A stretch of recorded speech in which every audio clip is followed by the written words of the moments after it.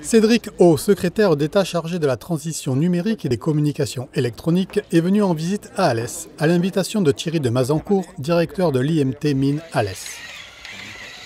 Les professeurs et étudiants de l'école des mines ont donc profité de cette visite opportune du ministre, en vacances dans la région, pour dérouler leur projet high-tech.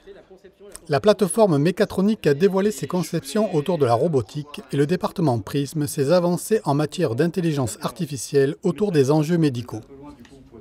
Les étudiants ont su montrer avec pertinence leurs interrogations face à l'impact du numérique et de la dématérialisation de la vie étudiante sur l'environnement, tout comme leurs inquiétudes face à la dépendance aux technologies anglo-saxonnes utilisées dans la vie quotidienne, comme le streaming vidéo ou les solutions de visioconférence très utilisées lors du confinement.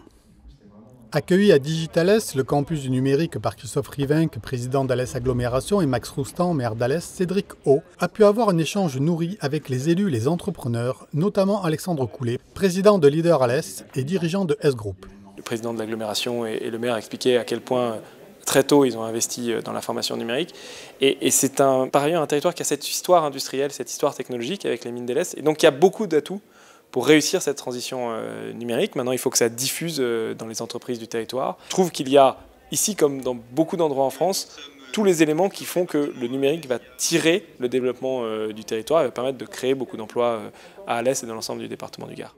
Par la voix de Christophe Rivinc, Max Roustan et Aimé Cavaillé, le territoire d'Alès Agglomération a fait passer un message au ministre de la désormais indispensable transition numérique. On profite toujours de l'avenue des ministres pour faire passer des messages d'intérêt général pour le territoire, en l'occurrence le développement du numérique, la résorption des zones blanches et faire en sorte que le territoire d'Alès Agglomération, dont le temps est enfin arrivé, bénéficie des mêmes services que d'autres territoires de France. Le rythme de déploiement de la fibre est toujours insatisfaisant.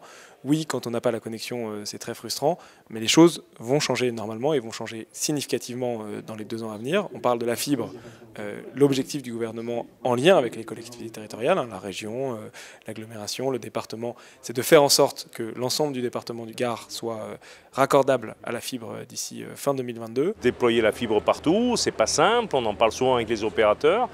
Pour autant, c'est une demande prioritaire aujourd'hui de nos citoyens, de nos concitoyens, de pouvoir avoir accès au numérique pour la vie quotidienne. C'est aujourd'hui la vie quotidienne qui passe par l'accès à Internet et donc c'est des choses très importantes pour un territoire. J'en profite pour dire que c'est un secteur qui recrute.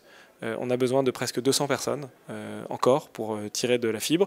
Et si on retrouve ces 200 personnes, non seulement ça permettra aux gens d'avoir la connexion beaucoup plus vite, mais en plus ça donnera des revenus à des familles. Et Dieu sait si le département du Gard en a besoin, comme toute la France. Cédric O, le ministre, a été assez à l'écoute, me semble-t-il. Maintenant, nous attendons des actes et nous saurons aller lui tirer la manche si jamais il y a des difficultés. La visite du ministre s'est conclue par un raccordement de fibres dans les locaux de l'entreprise JSC France, partenaire de SFR pour le déploiement de la fibre dans le Gard.